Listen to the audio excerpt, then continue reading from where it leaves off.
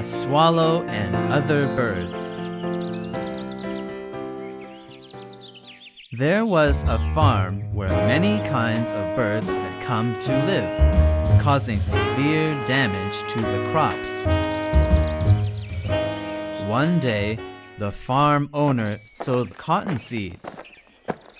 A swallow, who had watched the farmer plant the seeds, called to its friends, saying, "Hurry! Let's hurry and ruin the farmer's new crop, or they will be harvested and made into nets to catch us for sure." The other birds laughed at the silly thought of the swallow and ignored the cotton seeds. Time went by. The seeds grew into cotton plants.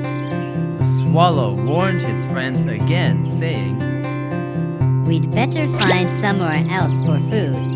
The farm owner will bring the cotton to make a net and catch us for sure." Still, none of the birds listened to him. One of them said, "Don't worry. I think the seeds are likely for cotton textiles." Finally, the owner made a net and rope from cotton to catch the birds. All of them were caught except the swallow.